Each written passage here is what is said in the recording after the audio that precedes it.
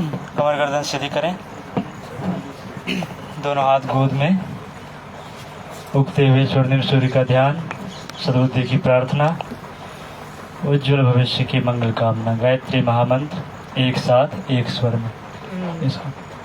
ओम भूर्भुवः स्वः तत्सवितुर्वरेण्यं भर्गो देवस्य धीमहि धियो यो नः प्रचोदयात्। पैर निकालिए, पैर निकालिए।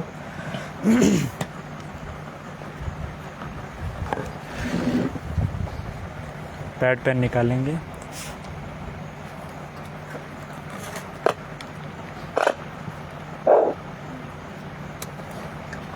कल कहाँ तक लिखे थे? कर्म कर्म के प्रकार तीनों समझ गए। उसके पहले वाला भी समझ गए, कर्म कर्म वाला भी। अब अगला लिखिए मन का स्वरूप। देखिए मन का स्वरूप।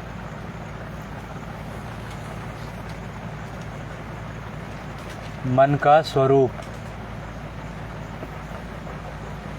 मन किसे कहते हैं? माइंड। तो इंग्लिश में आप बोल दिए माइंड। पानी किसे कहते हैं? वाटर। कहते किसको हैं? मन है सबके पास?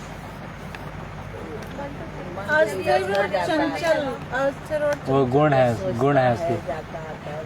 अस्थिर और चंचलता उसकी गुण है। कहते किसको है? लड़का अब बोलेंगे अभय कैसा है? नहीं, अभय कौन है? तो डरपोक है, निराशावादी है। कौन बताइए? का वो रूप जो एक्सपीरियंस करता है सब कुछ। हाँ, वो स्टोर हाउस हमारी पुरानी स्टोर हाउस तो अलग होता है। That is चित्ता। That is memory. चित्त। Which experiences everything from eyes, ears, पंचेंद्रियों से। मन बनता कैसे है?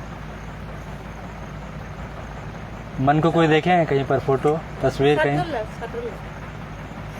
लिखिए विचारों के समूह को मन कहते हैं। Group of thoughts is mind.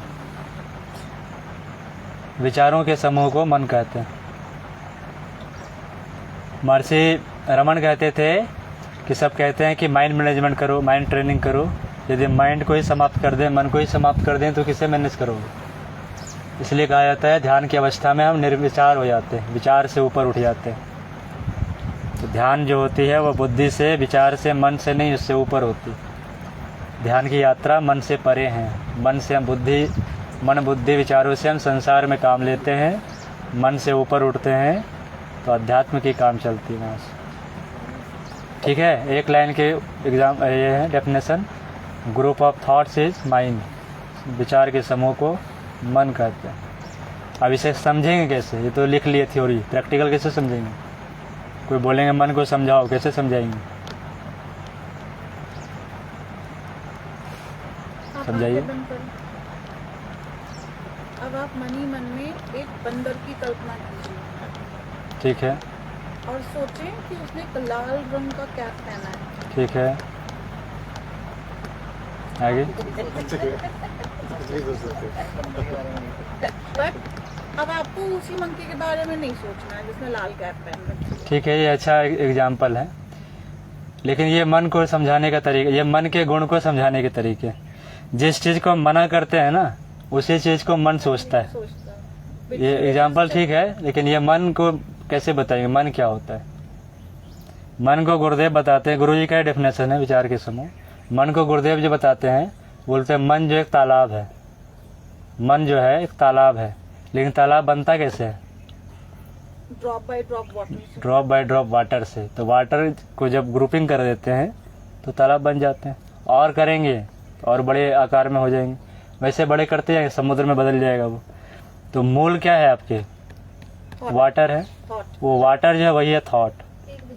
एक विचार जो है, वो विचार जब अधिक मिलते जाते हैं तो एक प्लेटफॉर्म बनाते हैं। वो प्लेटफॉर्म ही हमारा मन है।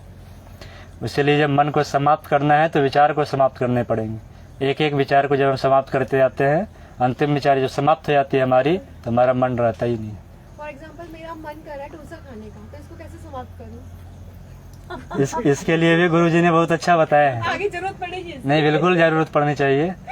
गुरुजी बोलते थे कि यदि रसगुल्ले पर नियंत्रण पाना है तो रोज दुकान जाओ, हलवाई की दुकान, रसगुल्ले को खाना नहीं, बस देख करके आ जाओ। एक दिन ऐसा मन आएगा कि खाने का इच्छा ही नहीं होगा। अच्छा, तो स्वादेंद्रियों पर नियंत्रण का गुरुजी बताते थे। क्या देख के जो भी आपको इच्छा हो, देख कर क्या जो खाने की इच्छा है वो सामने रख तो के वो रोज सामने देख के दुकान आ जाओ, जाओ। मिठाई की और रसगुल्ले देख के आ जाओ। खा इसका के मत आओ। सिंपल सा सांसारिक उदाहरण समझिए। कोई लड़का लड़की है, एक दूसरे को पसंद करता, तो जब तक नहीं है साथ में तभी तक दोनों एक दूसरे के लिए तड़पता हो, मरता हो। जब साथ में आ जाए 2 साल 3 साल के बाद फिर पूछिए। तो जो चीज मिल जाती है हमें, उससे फिर लोग पिंड छुड़ाने के लिए चाहते हैं। उससे यदि कोई सुंदर दिख जाए फिर उसके पीछे लोग भागते हैं। तो सिंपल से समझिए, है ना, उस चीज को बस अनुभव करने की आवश्यकता है ना। सांसारिक भाषा में तो बस थर्ड क्लास ये एग्जाम्पल था, आज की सच्चाई है। लेकिन समझेंगे उसी चीज से ना। तो मन जो है वो क्या तालाब है आपके, और जो एक एक ड्रॉप जो वाटर है वो आपके विचार। तो यदि उसे सुखाना हो तो उसी तरीके से वापस लाना पड़ेगा। और उसके अंदर मन और विचार में एक और भी चीज आती है, भावनाएं। वो भावना क्या है? वो भावना है उसके तरंग। तालाब में तरंग भी तो उठते हैं। तो जब एक बूंद जब गिराइए उस पानी में ही, तो तरंग फैलते हैं कि नहीं, चारों तरफ गोल गोल गोल गोल घेरे बड़े से वेव्स जो है क्रिएट हो जाते हैं। वो वेव्स जो है वही है हमारी भावनाएं। तो भावनाएं भी कई प्रकार के होते हैं। वो वासना के रूप में भी आएंगे, कामनाओं के रूप में भी आएंगे, ईर्ष्या द्वेष काम क्रोध सब रूप में आएंगे। तो उसे हम एक शब्दों में उसे विकार कह सकते हैं, है ना। पंच क्लेश कहा गया है। पंच क्लेश है ना, कौन कौन सा है? पंच क्लेश कहा गया है। दुख द्वार मनस्य, दुखों का जो कारण है वो है पंच क्लेश। कौन कौन सा है? अविद्या, अस्मिता, राग द्वेष, अभिनिवेश। 5 विकार हैं हमारे। मूल जो है वो है अविद्या। तो यही तरंग है हमारे मस्तिष्क में। उत्पन्न कहाँ से होते हैं? विचारों से। जैसे विचार आएंगे वैसे ही तरंग उठेंगे। विचार यदि हमारे अच्छे होंगे तो हमारे मस्तिष्क में अच्छे तरंग निकलेंगे, अच्छे वाइब्स आएंगे। इसलिए ध्यान में आपको बार बार कहा जाता है, हिमाच्छादित चोटियाँ, दिवात्मा, हिमालय, पक्षियों की चहचहाहट, उगता हुआ सूर्य। तो ये सब आपके दिमाग में विचार दिए जाते हैं, और वैसे विचार फिर हमारे मस्तिष्क में वैसे वाइब्रेशंस क्रिएट करते हैं। यदि आपको बोला जाए कि दारू के अड्डे या अलग अलग चीज़ बोले जाए तो वैसे वैसे फिर हमारे दिमाग में विचार आएंगे, तो नेगेटिव विचार आएंगे। तो हम सोच करके देख सकते हैं कि हमारा जो चरित्र है कैसे गिरता है, हमारे विचारों का पतन कैसे होता है। यदि हम सोचे महिषासुर तो हमारे विचार भी वैसे तामसिक हो जाएंगे। यदि हम कल्पना करें भगवान कृष्ण तो हमारे विचार भी उठेंगे ऊपर की तरफ। तो विचारों का खेल है। विचार अच्छे भी है, विचार बुरे भी है। तो गुरुजी कहते हैं जो जैसा सोचता और करता है वो वैसा बन जाता है। इसलिए हमारे विचार अच्छे होने चाहिए। आप जैसा बनना चाहते हैं वैसे विचार को आज से जीना शुरू कर दीजिए, सोचना शुरू कीजिए, लिखना शुरू कीजिए, पढ़ना शुरू कीजिए, वैसे लोगों के साथ रहना शुरू कीजिए, है ना। तो फिर हम ऐसे बनते चले जाएंगे। स्वामी विवेकानंद कहते थे कि यदि जीवन में सफल होना है तो जीवन में एक विचार लो और उस विचार को जियो पूरे जीवन भर, अंतिम समय तक। ये नहीं कि आज ये विचार, आज मन किया डॉक्टर बन जाए, कल इंजीनियर को देखे बहुत पैसे कमा रहे, चलो डॉक्टरी में कुछ नहीं रखा, इंजीनियर बनते। फिर देखिए किसी ऑफिसर को लाल बत्ती में घूम रहे, खूब आगे पीछे चल रहे हैं नौकरशाही, तो नहीं आप ऑफिसर हम बनेंगे। ऐसे विचार नहीं, उथले विचार नहीं। बनना है तो एक चीज़ है, चपरासी ही बनना है तो ईमानदार चपरासी बनेंगे, ताकि दुनिया में लोहा मनवाए कि ऐसा भी कोई चपरासी हुआ। तो जो भी बने आप एक विचार को जीवन में लेकर के चलेंगे तो वही जो विचार है वो मन को तैयार करता है ना। तो 3 चीज हो गए, कौन कौन से हो गए? थॉट, माइंड और इमोशंस। ये 3 चीज है हमारे पास। और जब अधिक जब होने लगते हैं विचार इकट्ठे और उसे हम अपने डेली लाइफ में जब उसे हम रिपीट करते आते हैं उसी चीज को, तो फिर वो धीरे धीरे हमारी आदतें बन जाती, हैबिट्स बन जाती। और उस हैबिट को यदि हम बार बार यदि हम कंटिन्यू दोहराते रहते हैं तो फिर वो हमारे संस्कार बन जाते हैं, है ना। हैबिट क्रिएट संस्कार, और संस्कार फिर वो धीरे धीरे जब परिपक्व होते हैं तो हमारे चित्त में बैठ जाते हैं। और चित्त जो है वो हमारा स्टोर हाउस है ना। मेमोरी भी 3 प्रकार की है, शॉर्ट टर्म मेमोरी है, मिडिल है, लॉन्ग टर्म मेमोरी है। तो जैसे थोड़ी सी देर हम याद किए बस भूल जाते हैं थोड़ी देर के बाद। लेकिन उस चीज़ को यदि हम रोज़ पूछें, जैसे प्रार्थना हम स्कूल में रोज़ करते हैं, तो वो हमारी लॉन्ग टर्म मेमोरी में चली जाती है। फिर आप उसे बिना देखे आप बोल सकते हैं। जैसे गायत्री मंत्र है, उसे रोज़ बोलते रहें, तो हमें देखना नहीं पड़ता है क्या बोले क्या नहीं बोले।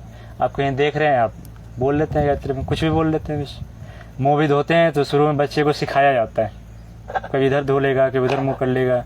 भोजन भी कभी नाक में डाल लेगा, कभी मुँह इधर कर लेगा, कभी नीचे गिरा लेगा वो। लेकिन जब उसको हैबिट पर ले आते हैं तो हम लोग बात इधर करते हैं, लेकिन भोजन नहीं डालते, नाक कान में तो नहीं डालते हैं, डालेंगे यहीं पर। आँख बंद भी फिर भी नहीं डालेंगे, कहीं बात भी कर रहे हैं डालते हैं। साइकिल भी चलाते हैं, कहीं और देख रहे हैं, बातें कर रहे हैं, लेकिन जहाँ जगह होती है वहाँ पर हम जो भी करना होता है वहाँ हो जाती है। तो ये हमारी होती है हैबिट से। रिपीटेशन जब हम करते हैं किसी भी काम की तो हमारी हैबिट बनती है, और हैबिट भी जब बार बार रिपीट होती जाती है तो हमारी संस्कार बन जाते हैं।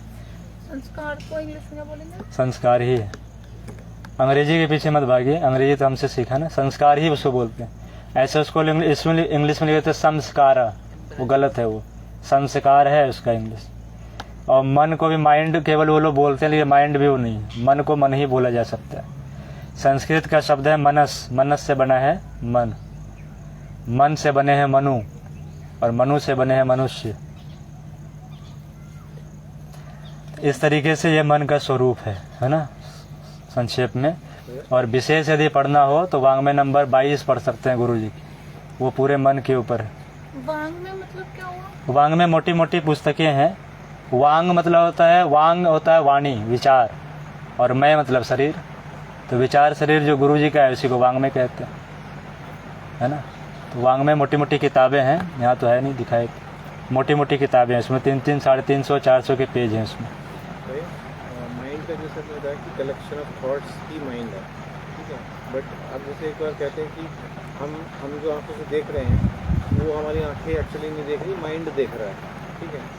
तो इसमें ये चीज़ कैसे, ये डेफिनेशन इसमें कैसे?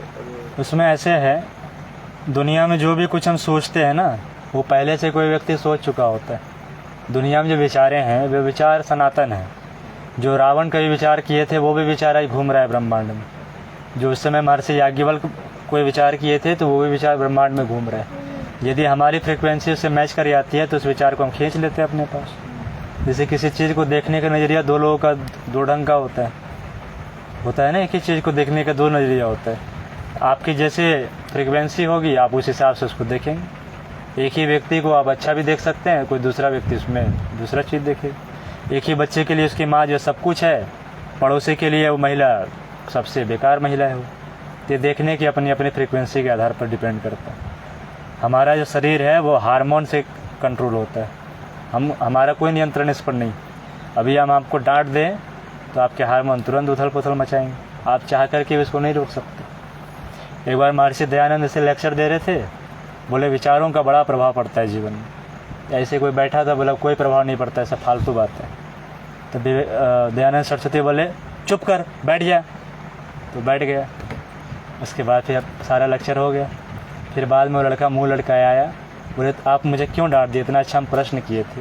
तो बोले तुम्हें क्या दिक्कत हो गई तुम्हें? बोले मुझे बहुत बुरा लगा। बोले बुरा लगा? मैंने तो कुछ कहा नहीं, मैं तो इतना ही बोला बस चुप कर बैठ गया।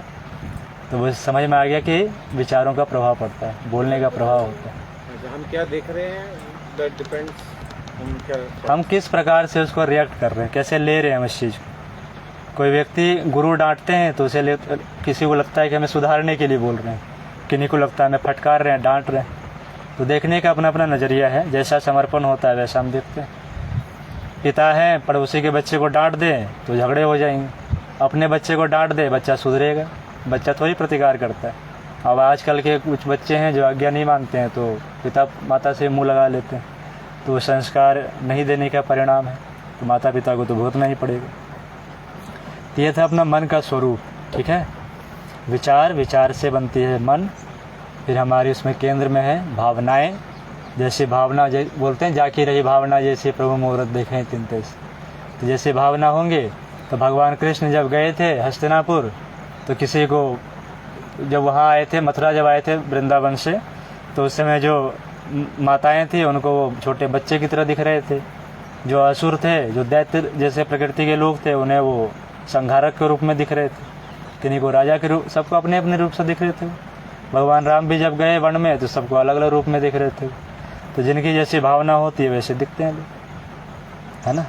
इसी तरह भगवान कृष्ण जब हस्तिनापुर जब पहुँचे तो वहाँ पर भीष्म पितामह को परमात्मा के रूप में दिखे, दुर्योधन को दुश्मन के रूप में दिखे, इसलिए तो बांधने के लिए दौड़ गए ना।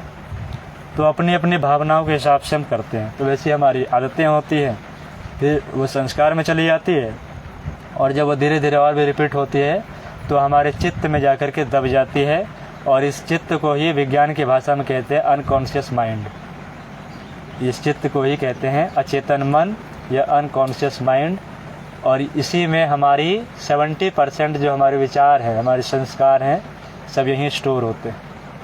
70% जितने भी हमारे मन जो भी विचार होते हैं सब यहीं स्टोर है, अनकॉन्शियस माइंड। और इस अनकॉन्शियस माइंड पर अपना नियंत्रण नहीं होता है। जैसे आपके यहाँ 3 मस्तिष्क काम कर रहे हैं, 3 मन काम कर रहे हैं, मस्तिष्क नहीं, मस्तिष्क ब्रेन है और मन जो है माइंड कह सकते हैं। तो मस्तिष्क को हम चीर फाड़ करके बाया मस्तिष्क, दाया मस्तिष्क, है ना, चारों ब्रेन को, चारों पार्ट को, हाइपोथैलेमस, सेरेब्रम सब हम निकाल सकते हैं। लेकिन ये जो मन है इसको नहीं दिखा सकते, क्योंकि मन जो है सूक्ष्म है, पूरे अंतरिक्ष में फैला हुआ है। हम अपने भावनाओं के आधार पर उस चीज़ को खींचते हैं अपनी तरफ, अपने संस्कार के हिसाब से उस चीज़ को खींचते हैं अपने तरफ। और इससे खींचने में सबसे जो महत्वपूर्ण सहायक होता है वो होता है हमारा मंत्र। जैसे हम लोग बोलते हैं ना कि भावना कीजिए, सद्बुद्धि का मंत्र, उज्ज्वल भविष्य का मंत्र। तो पहले हम भाव करते हैं कि जो मंत्र करने जा रहे हैं इस मंत्र के माध्यम से हम सद्बुद्धि को खींचेंगे। तो ये खींचने का मंत्र है, फिर उसे हम बोलते हैं बाद में कि आरोग्य का जो मंत्र है महामृत्युंजय मंत्र है। आप भावना कीजिए, इसे कल गुरुजी बोल रहे थे ना कि मंत्रों का कोई महत्व नहीं है। अपनी वाणी को सुधारिए, वाणी के संयम जब तक नहीं होंगे तब तक तीर में थोड़ी ताकत है, धनुष में ताकत है। इसलिए तो धनुष का महत्व था, अर्जुन के गांडीव का महत्व था। बाकी के धनुष अलग अलग थे सबके। शंखों का महत्व है, उसमें सुनेंगे गीता में तो सभी के अपने अपने शंख थे। महर्षि ये भगवान कृष्ण के कौन से हैं शंख? 5 जन्य शंख है भगवान कृष्ण का। तो सबका अपना अपना शंख है, जैसे पौंड्रक है, अलग अलग शंख सबके थे उसमें। तो शंख का महत्व है उसमें, तीर का कोई महत्व नहीं है। धनुष का महत्व है कि आपके धनुष कितने ताकतवर है। तो वही हमारे जिह्वा। यदि हम तामसिक भोजन लेते हैं, हमारी जिह्वा पर नियंत्रण नहीं है, तो हम कितना भी मंत्र जपते रहें कुछ नहीं होने वाला है ना। हम मुख से यदि गालियाँ देते हैं, दूसरों की निंदा चुगली शिकायत करते हैं, तो हमारी जिह्वा खराब हो चुकी है। तो या तो अच्छा ही बोलेगा जीव, या तो बुरा बोलेगा। तो जो ऋषि होते हैं उनके श्राप भी लगते हैं, वरदान भी लगते हैं, क्योंकि उनके जिह्वा पर नियंत्रण है ना। तो हमारी जो है 3 मन जो है काम करते हैं। जिस मन से अभी आप सुन रहे हैं या हम बोल रहे हैं वह है चेतन मन, कॉन्शियस माइंड। जिस मन से आप सुन रहे हैं, हम बोल रहे हैं, वह है कॉन्शियस माइंड, चेतन मन। जगे हुए अवस्था में जो मन की जागृत अवस्था है, अवेयरनेस वाली अवस्था है, वो है चेतन मन। और जो अचेतन मन है उसमें हमारे 70% जो हमारे आदतें हैं, बिहेवियर्स हैं, हैबिट्स हैं, वो सब दबे पड़े हैं। और वो पूर्व जन्मों के हैं। जो इस जन्म में जो हम सीखे वो भी हैं, और पिछले जितने भी जन्मों के हम आए लेकर के सब उसमें दबी हुई है। और समय पाते हुए वो अपने आप को प्रकट करती है। और यही है संचित मन। अनकॉन्शियस माइंड को ही कहते हैं संचित मन। यहीं पर सभी संस्कार दबे पड़े हैं। और जब अनुकूल वातावरण जब मिलती है तो प्रारब्ध के रूप में प्रकट करते हैं अपने आप। इसलिए कभी कभी हम देखेंगे कि हमारे अंदर खूब अच्छे विचार आते हैं, और कभी कभी देखते हैं हमारे अंदर खूब घटिया विचार आते हैं। जिसका इतना ही है कि वातावरण के प्रभाव में आकर के मन अपने आप को प्रकट करता है, और इस पर हमारा कोई बस नहीं होता। श्रवण कुमार माता पिता के बहुत बड़े भक्त थे। आज तक उदाहरण उन्हीं का लिया जाता है। श्रवण कुमार को तीर्थों की यात्रा करवा रहे थे, गया के पास पहुँचे बिहार। तो वहाँ जब पहुँचे तो अचानक से वो अपनी जो पालकी थी उसको रख करके माता पिता को बोले कि शर्म नहीं आती है, अंधे हो, लंगड़े तो हो नहीं, पैदल चल सकते हो, चलो। तो उनके पिता उस समय तो सब तत्वदर्शी होते थे। उन्हें लगता है कहीं ना कहीं कुछ वातावरण का प्रभाव है। उन्होंने कहा कि पुत्र यहाँ तक लाए हो, थोड़ा सा और आगे लेके चलो, फिर हम चले जाएंगे पैदल। बोले ठीक है, लेकिन आगे से चले जाना। तो फिर कंधे से लेकर के 50 कदम आगे चले। उसके बाद उनकी बुद्धि बदल गई। फिर अब वो माफ़ी मांगने लगे कि ये क्या हो गया, तो खूब क्षमा प्रार्थना करने लगे, हमसे बहुत बड़ी भूल हो गई। हाँ, तो फिर वहाँ से पिता ने फिर बताया कि तुम्हारी गलती नहीं है, वातावरण का प्रभाव। वातावरण और पर्यावरण दो होता है। ये जो आपके पर्यावरण है और वातावरण जो होता है सूक्ष्म होता है। वो जो हम क्रियाएं करते हैं, जैसा विचार करते हैं, वो फिर वातावरण में निर्माण करता है। और यज्ञ जो है दोनों काम करता है, वातावरण का भी परिशोधन करता है, पर्यावरण का भी परिशोधन करता है। कार्बन डाइऑक्साइड को भी ठीक करता है, ऑक्सीजन बदलता है। और जो हमारा निकृष्ट जो वातावरण हो गया है, जैसे रावण तो मर गए लेकिन उनकी सोच रह गई, कंस मर गए उनके सोच रह गए, दुर्योधन दुर्शासन मर गए उनके सोच रह गए। इसलिए भगवान राम जब अयोध्या वहाँ से आए लंका से, तो बनारस का जो घाट है दशाश्वमेध घाट, वहाँ पर 10 अश्वमेध किए थे, इसलिए उसका नाम पड़ गया दशाश्वमेध घाट। भगवान राम वहाँ पर 10 अश्वमेध किए थे। इसलिए किए थे कि वातावरण में जो वो विचार घूम रही है कालिमा, वो समाप्त हो जाए। तो यज्ञ के माध्यम से होता है। इसी तरह से भगवान कृष्ण ने भी कराया, राष्ट्रीय यज्ञ कराए बाद में। लेकिन उन विचारों का इम्पैक्ट तो आज भी है। आज भी है, क्योंकि वही उसको भी बताएंगे उसका क्या इम्पैक्ट है, युगावतार के में बताएंगे। तो इसमें जो बता रहे थे तो उनका फिर मन बदल गया। फिर उनके पिताजी बाद में बताते हैं कि जिस स्थान पर तुम मुझे उतारे थे, वहाँ पर एक पुत्र ने अपने माता पिता की हत्या की थी। उसी का ये पूरा वातावरण पर प्रभाव था। उस प्रभाव के कारण तुम पर वो नेगेटिव इम्पैक्ट पड़ा। इसलिए व्यक्ति कितना भी क्यों ना हो जाए, उस पर वो प्रभाव पड़ ही जाता है। जैसे राजा परीक्षित किनके पुत्र हैं? राजा परीक्षित किनके पुत्र हैं? भागवत कथा सुनते हैं? महाराज परीक्षित किनके पुत्र हैं? भागवत कथा कौन कौन सुनते हैं? बस एक ही सुने अभी तक। इतने कथावाचक टीवी पर बैठ के जो करते हैं, आरती श्रीमद करते हैं ना सब खूब। भागवत पुराण कौन कौन सुने हैं? कोई नहीं सुने, बस एक ही आप ही सुने हैं बस। बड़े सौभाग्यशाली आदमी है आप सब। भागवत कथा नहीं सुने कोई। भागवत कथा आप सुन। परीक्षित कौन है? परीक्षित की तो कहानी है पूरी उसमें। महाराज परीक्षित जो है अभिमन्यु के पुत्र हैं, अर्जुन के पौत्र हैं, भगवान कृष्ण के भांजे हैं। कौन है? ये भांजे नहीं है, भांजे के बच्चे हैं। भांजे तो अभिमन्यु, भांजे के लड़के हैं परीक्षित। जब कौरवों का जब नाश हो गया था तो उसमें अश्वत्थामा बच गए, द्रोणाचार्य के पुत्र। उन्होंने कहा कि मैं अपने मित्र का बदला लूँगा। वो क्या किए कि द्रौपदी के जो 5 पुत्र थे, वो 5 पांडव के जैसे ही लगते थे। उन्हें जाकर के धोखे से हत्या कर दी, मर गए सब। अब अंतिम वंश जो बच गया वो सुभद्रा के गर्भ में, सुभद्रा ने उत्तरा के गर्भ में बचा हुआ था। कौन? परीक्षित।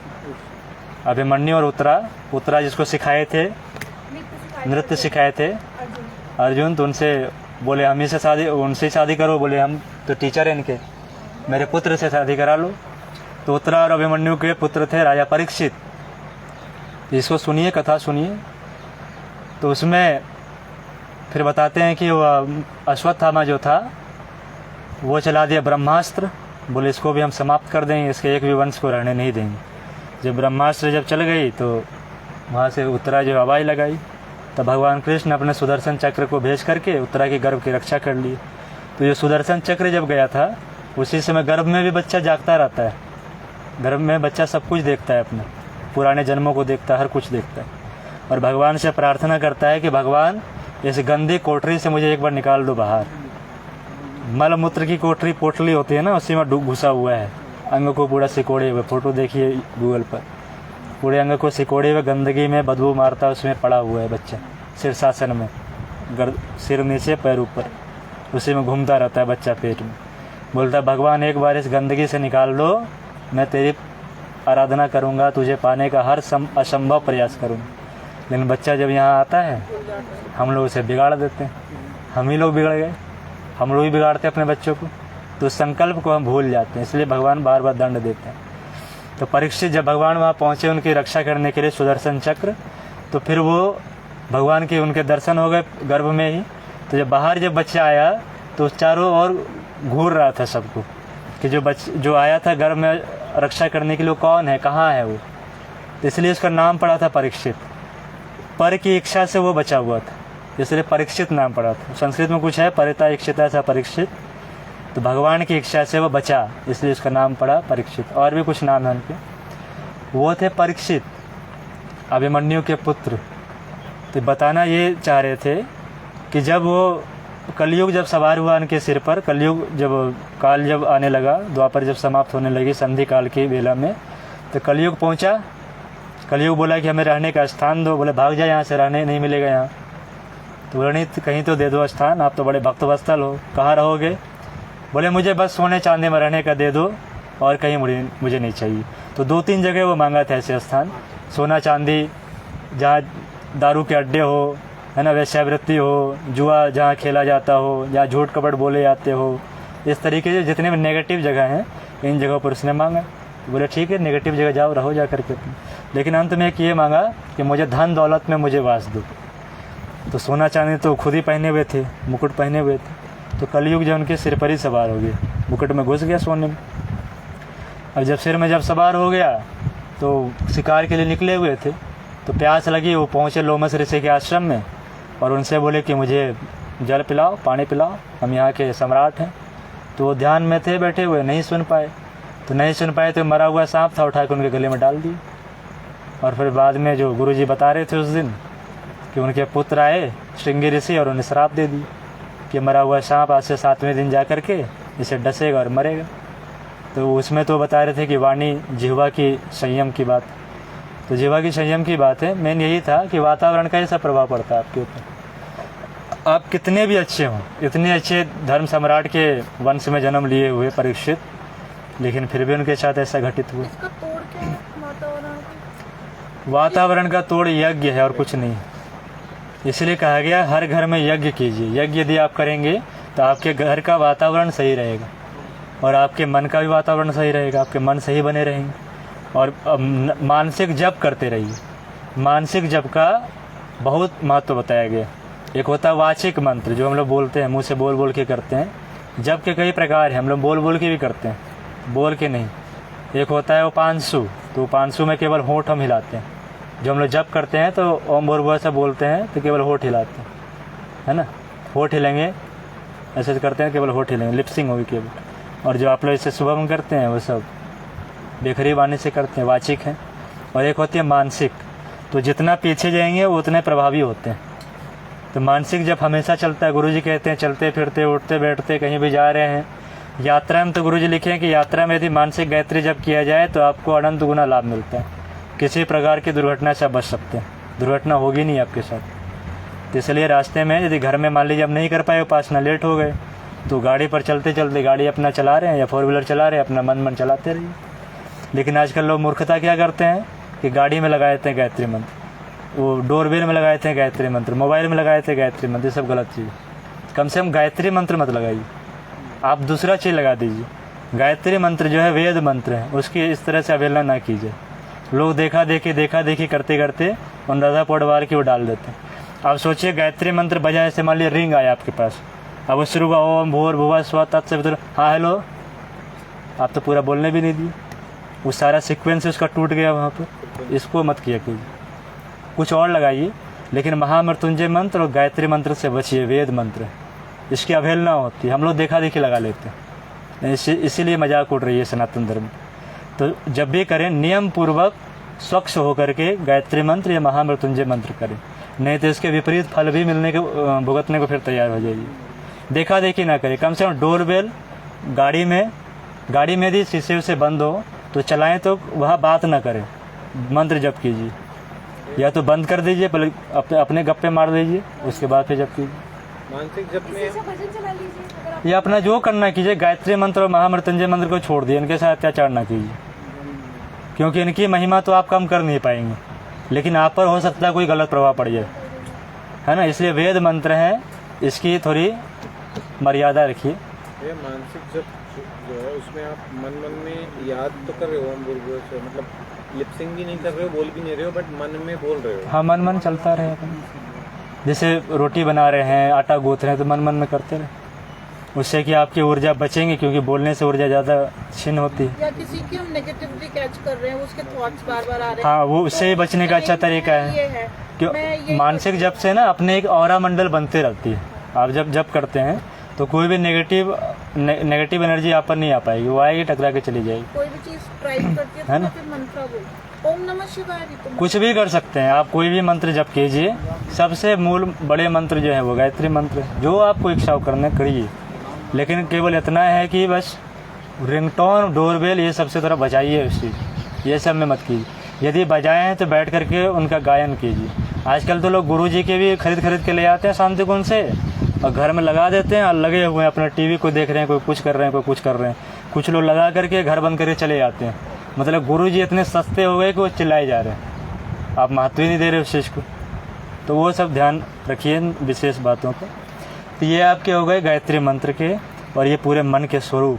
तो तीनों प्रकार के मन को समझे। चेतन मन जो आप अभी इस अवस्था में बैठे हैं, अचेतन मन मतलब जो संचित मन है और समय देख करके वो प्रारब्ध के रूप में प्रकट हो जाता है।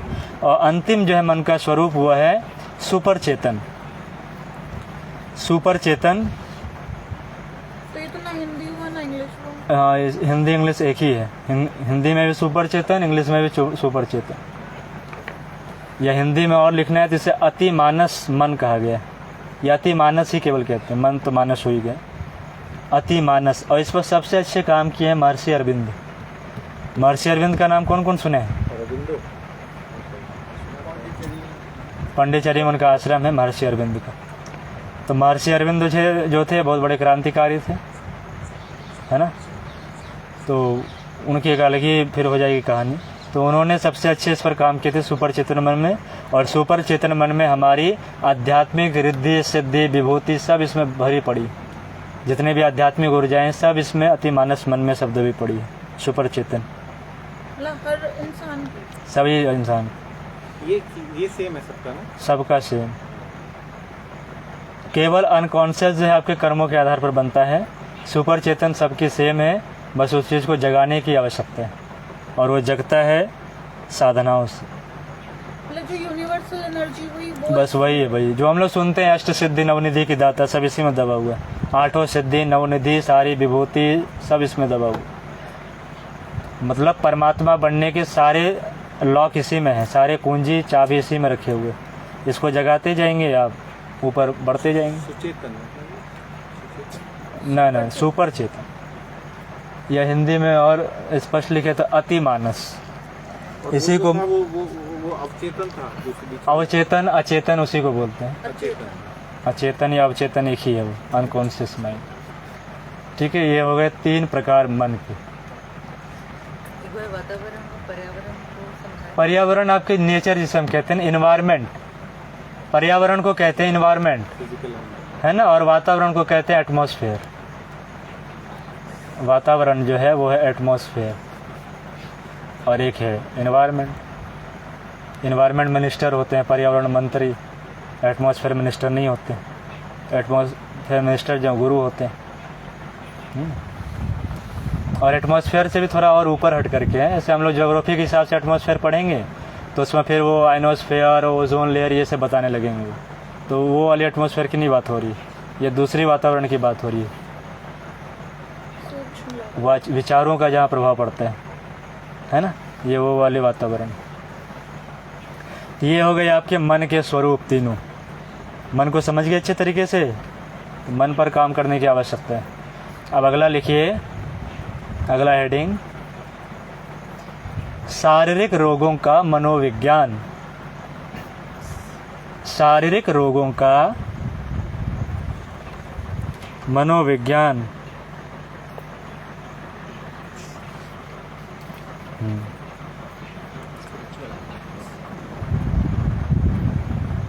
ठीक है, शारीरिक रोगों का मनोविज्ञान चल रहा है, देख लीजिए।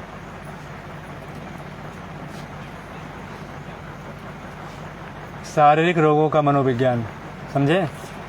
अब उसमें होती है दो प्रकार की बीमारियां। एक होती है साइकोसोमेटिक, साइकोसोमेटिक मनोदैहिक। साइकोसोमेटिक कहते हैं मन से उत्पन्न जो बीमारियां हैं। मन यदि बीमार होता है तो हमारा शरीर बीमार पड़ता है। मन से उत्पन्न जो बीमारियां हैं, मन से उत्पन्न बीमारियों का शरीर पर प्रभाव, ये है मनोदैहिक, साइकोसोमेटिक। साइकोसोमेटिक मनोदैहिक, मन में उत्पन्न बीमारियों का शरीर पर प्रभाव। ये कितने हैं 95%। ये वाली जो बीमारी ये कितनी है 95%। उस दिन बताए होंगे शायद शुरू दिन 95% जो बीमारियां हैं वो है साइकोसोमेटिक। दूसरा है जो है वो है सोमेटोसाइकिक, दैहिक मनोवैज्ञानिक। सोमेटोसाइकिक ये कैसा है 5%। शरीर जैसे आपको चोट लग गई उससे भी थोड़ा मन जो है व्यथित हो जाता है। जैसे आप ऑफिस जाने को तैयार हुए और बाहर गए और कहीं गिर गए, मान लीजिए नाले में, पैर में मोच आ गई, आप टेंशन में तो जाएंगे कि आज की दिन भर की पगार गई, अब कब तक रहेंगे बेड पर पड़े हुए। तो इससे भी मन हमारा दुखी हो जाता है, मन बीमार पड़ जाता है। बुखार लग गई मान लीजिए, तो उससे भी कई दिन अब टाइफाइड हो गई। तो टाइफाइड जो साइकोसोमेटिक नहीं है, वो सोमेटोसाइकिक। दस्त आना जो हमारे तीव्र रोग है समझिए वो है। तो तीव्र रोग यही है 5% वाले, बुखार आना, छींक आना, ये सब इसी में।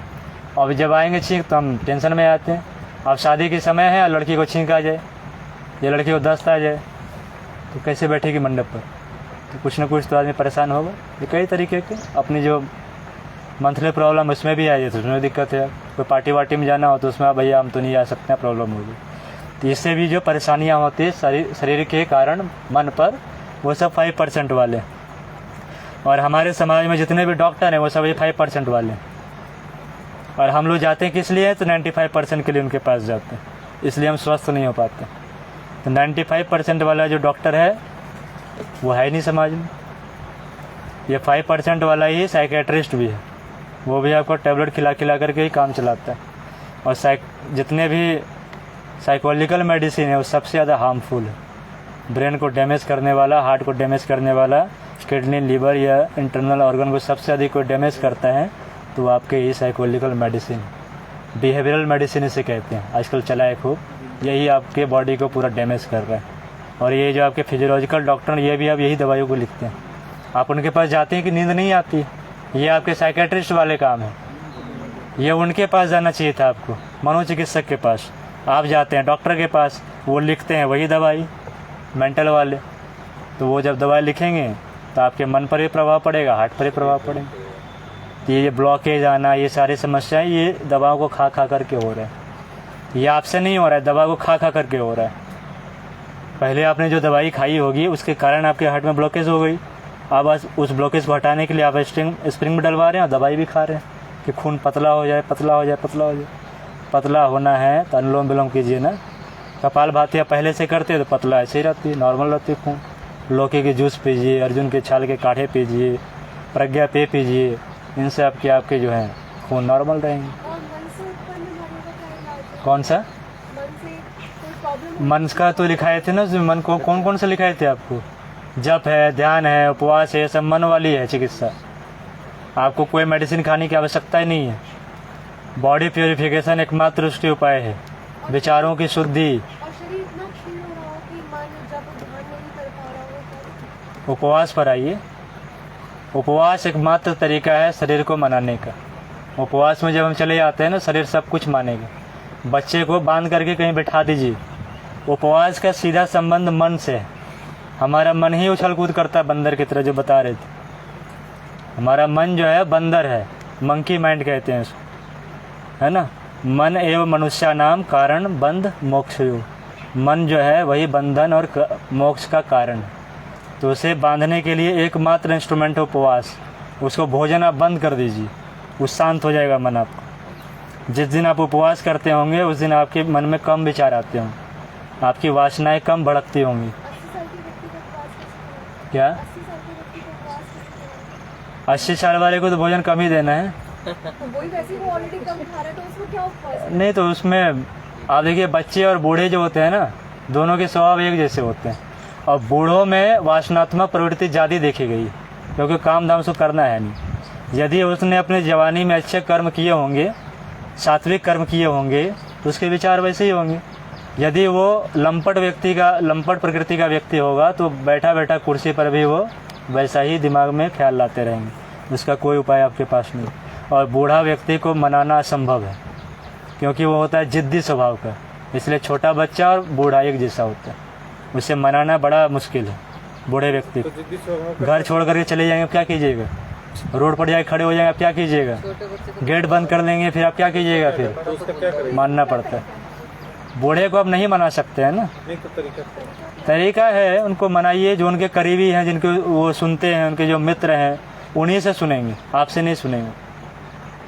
जिन पर उनको विश्वास हो उन्हीं से वो सुनेंगे। यदि उनको पत्नी पर विश्वास नहीं है, पत्नी की नहीं सुनेंगे। बहू पर विश्वास है तो बहू से सुनेंगे, बेटी पर विश्वास है तो बेटी से सुनेंगे। वो लाख बना ले, किसी से नहीं सुनने वाले। या कोई साधु बाबा वैसे कोई मिल जाए, धार्मिक प्रकृति के हों, तो उनसे ला के बिठा के सुनवाइए। उनकी कमजोरी पकड़िए कि वो सुनते किन से, उन्हीं से वो सुन पाएंगे, आपसे नहीं सुनेंगे। और एनवायरनमेंट भी तो फर्क, वातावरण इन्वायरमेंट भी चेंज कर सकते हैं, तो यज्ञ वगैरह से है ना, इन्वायरमेंट भी चेंज कर सकते हैं। कोई तीर्थ यात्रा कराइए, इसलिए तो बोला गया ना बूढ़ों को तीर्थ यात्रा कराइए, उससे उनके वातावरण पर बड़ा प्रभाव पड़ता है मन पर। तो आजकल कहाँ कराते हैं? आज तो बच्चे अपने से फुर्सत में नहीं है, तो माता पिता कहाँ करें? तो ये छोटे छोटे उपाय जैसे हम कर सकते हैं। इसमें लिख लीजिए, शारीरिक रोगों का जो मनोविज्ञान है, इतना सा समझ गए, 95% और 5% का खेल। अब अगला लिखिए, श्री रामचरितमानस में मनोविज्ञान के सूत्र। श्री रामचरितमानस में मनोविज्ञान के सूत्र रामायण और श्री रामचरितमानस दोनों अलग अलग। वाल्मीकि रामायण मतलब वाल्मीकि जी के द्वारा लिखा हुआ, श्री रामचरितमानस मतलब तुलसीदास जी के लिखा हुआ। रामायण संस्कृत में है और रामचरितमानस अवधी में है। लिखें, श्री रामचरितमानस में मनोविज्ञान के सूत्र। श्री रामचरितमानस में मनोविज्ञान के सूत्र। अब हमारे मन से हम बीमार कैसे पड़ते हैं, 95% वाला, उसको लिखना है इसमें। लिखिए, एक दोहा लिखिए उसमें। लिख लिए पूरा वो लाइन, मनोविज्ञान के सूत्र, दोहा लिखिए। काम वात, अलग अलग लिखना, काम कौम में आकर काम, काम काम वात कौमा, काम वात कौमा कफ लोभ, कफ लोभ, काम वात कफ लोभ अपारा, अपम्याकर रम्याकर, काम वात कफ लोभ अपारा, क्रोध, क्रोध पित्त, वात पित्त कब जो है वो वाला पित्त, क्रोध पित्त नित, नित नौ में हर सहित और नित, छाती जारा, छाती जो सीना है, छाती जारा जो जलाता है, अवधी भाषा है। काम वात कफ लोभ अपारा, क्रोध पित्त नित छाती जारा। अगला लाइन लिखिए, प्रीत करहि जो तीनों भाई, प्रीत मतलब दोस्ती, प्रीत करहि जो तीनों भाई, तीनों भाई है काम क्रोध और लोभ। प्रीत करहि जो तीनों भाई, कौमा उपजही मतलब ग्रोथ होता है, उपजही सन्निपात दुखदाई, उपजही सन्निपात, सन्निपात का यहाँ अर्थ है बीमारियों से, रोगों से, दुखदाई दुख देने वाला रोग जो है। पढ़िए पूरी लाइन को। काम वात कफ लोभ लोभ अपारा, क्रोध पित्त पित्त नित छाती छाती जारा, जारा, प्रीत प्रीत करहि करहि जो जो तीनों भाई भाई, उपजही सन्निपात दुखदाई। इससे क्या समझे? कि ये जो ये बहुत ज़्यादा अपार हो जाती है जब, तो रोज रोज छाती में क्रोध, गुस्सा भी रहेगा, पित्त भी रहेगा। आयुर्वेद के हिसाब से 3 विकार है ना, वात पित्त कफ 3 है। ये जब डिसबैलेंस होते हैं तो हमारे शरीर में बीमारियां उत्पन्न हो जाती है। लेकिन मनोविज्ञान क्या कहता है, ये डिसबैलेंस होती कैसे है? आयुर्वेद कह रहा होती है तो होता, लेकिन होती कैसे फिर? जिनके अंदर कामुक चिंतन होंगे, वासनात्मक चिंतन होंगे, उन्हें वात की बीमारियां सभी होगी। वात की 80 प्रकार की बीमारियां हैं, वो 80 प्रकार की बीमारियां आपके शरीर में होंगे। कब होंगे? जबकि आपके विचार कामुक चिंतन वाले होंगे, वासनात्मक चिंतन वाले होंगे, तो फिर उसके अंदर सारे वात के रोग होंगे। शरीर में दर्द होंगे, घुटने में दर्द होंगे, सिर में चक्कर होगा, जोड़ जोड़ में दर्द होंगे, हड्डियाँ आवाज़ करेंगी, ये सब होना है, गैस बनेंगे, खट्टे डकारे आना, सब कुछ होगा। तो ये सब कब होगा? जब हमारे चिंतन होगी वैसी कामुकता चिंतन, उसके कारण वात बढ़ती। वात अचानक कैसे बढ़ जाएगी? विचारों का खेल है पूरे जीवन में। इसलिए गुरुजी ने अपने अभियान का नाम दिया विचार क्रांति अभियान। विचारों को धोना है। विचार को जब तक हम नहीं सही करेंगे तो ये तीनों जो विकार हैं वो बढ़ते घटते रहेंगे। अगला है आपका लोभ। जो लोभी प्रकृति का व्यक्ति होगा उसका कफ कभी समाप्त नहीं हो सकता है, कफ रहेंगे ही रहेंगे। छोटा बच्चा जो होता है वो लोभी प्रकृति का होता है, आप कुछ भी दीजिए वो तुरंत लेकर के भाग जाएगा वो, और आप उसे लाख मनाते रहिए वो अपने मुट्ठी को खोलने वाला नहीं है, वो मुट्ठी को बंद करके ही रखेगा। जब उसके मन भर जाएंगे तब वो छोड़ करके भाग जाएगा। और लाख आप उससे छीनते रहिए वो छीनेगा नहीं, और चिल्लाएगा और जोर जोर से रोएगा वो, और जो उसके मन भर जाएंगे जो वो छोड़ के भाग जाएगा वो। तो वो है वहाँ का लोभ का एक छोटा सा स्वरूप है, हालांकि होता नहीं है, वो एक जिद्दीपन है वहाँ पर। लेकिन जो व्यक्ति लोभी है, कहीं भी 10 रुपये गिर गए तो बताएगा नहीं कि 10 रुपये किसके हैं, उठा के तुरंत पॉकेट में डाल लेगा। कहीं कुछ सामान देखा कोई नहीं देख रहा है, बस तुरंत उठा के पॉकेट में डाल के लेके भाग जाएंगे। ये होता है लोभी व्यक्ति। और जो इस प्रकार के व्यक्ति होंगे तो उनके विचार वैसे बन रहे हैं, तो विचार जब बनते जाएंगे तो वैसे उसके चित्त में इकट्ठे होते जाएंगे, फिर वही वैसे हार्मोन्स को क्रिएट करते हैं, फिर वो हमारे कप को कभी कम नहीं होने देता, कप को और बढ़ाता ही रहता है। ठीक है, तो कप की सारी बीमारियां आपको होंगी। अगला है फिर क्रोध। तो जो व्यक्ति क्रोधी स्वभाव का होगा उसके पित्त हमेशा बढ़े रहेंगे, फोड़े फुंसी, चर्म रोग, ये सारी चीज़ होंगे उसके, है ना। अल्सर होंगे, मुंह के अल्सर, पेट के अल्सर, और कैंसर, डायबिटीज, सब कुछ होंगे उसको। तो ये किसके होंगे? क्रोधी स्वभाव के व्यक्ति हों। ठीक है, आंखें लाल हो जाना, पैर में जलन होना, शरीर में जलन होना, बॉडी हीट कर जाना, ये सब किनके होंगे? क्रोधी स्वभाव के व्यक्ति। इसलिए गुरुजी ने कहा है कि जो सबसे बड़ा शत्रु है व्यक्ति का वो है काम और क्रोध। इसलिए गायत्री आरती जो कल आप लगाए थे उसमें एक स्तुति थी गायत्री माता से, काम क्रोध मद लोभ दंभ दुर्भाव द्वेष हरिये। इसका हरण कीजिए सातों का। काम क्रोध मद लोभ दंभ दुर्भाव द्वेष, 7 हैं, सातों को हरिये। फिर देना भी है कुछ, इसको हरने के लिए बोला गया, फिर मांगा भी गया। काम क्रोध मद लोभ दंभ दुर्भाव द्वेष हरिये, शुद्ध बुद्धि निष्पाप हृदय मन को पवित्र करिए। ये 3 चीज मांगा गया। बुद्धि को शुद्ध कीजिए, हृदय को निष्पाप कीजिए, है ना। तो ये भगवान से मांगा गया 3 चीज, 7 चीज़ों को छोड़ने के लिए मांगा गया। पित्त के लिए जो है अग्नि तत्व अपनी बढ़ती है ना उसमें, तो अग्नि तत्व को यदि कम करना हो तो फिर पृथ्वी को लगाएंगे। ये अग्नि के लिए सबसे अच्छा आपका है समान मुद्रा। समान को यदि आप लगाते हैं, 5 प्राण को सम करते हैं, तो हमारे शरीर की अग्नियाँ हैं वो शांत हो जाती हैं, सम हो जाती है। और इससे ये होता है कि हमारा मन जो है शांत होता है। सबसे प्रमुख बात ये है, जब हमारा मन शांत होगा तो हमारी जो क्रोध अवस्था है वो शांत हो जाएगी। क्रोध जब हमारी शांत होगी तो हमारे पित्त शांत हो जाएंगे। मानसिक सब उपचार हैं। कब करना होता है? हाँ, कम करना हो तो कम मतलब बैलेंस करना। कब करना होता है? कभी भी कर सकते हैं, इसमें कोई समय इसका नहीं। लेकिन हाँ इतना, यदि शांत वातावरण में करेंगे, ब्रह्म मुहूर्त में करेंगे, तो उस समय आपको अधिक प्रभाव देंगे।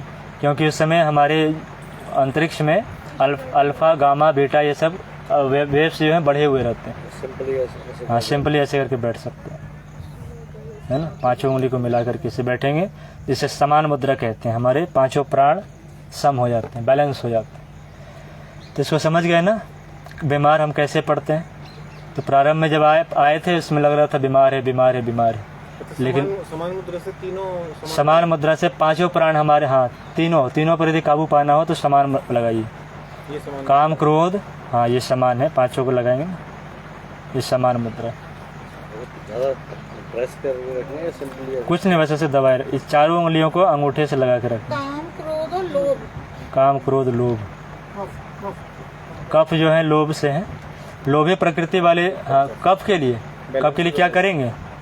तो कफ को निकालने के लिए तो और भी अलग अलग तरीके बताए ना। ऐसे कफ को निकालना हो तो अग्नि मुद्रा लगाइए, तो हमारी बॉडी में जब हीट जनरेट होगी तो कफ बाहर हो जाएंगे सब। अग्नि, अनामिका को दबाना।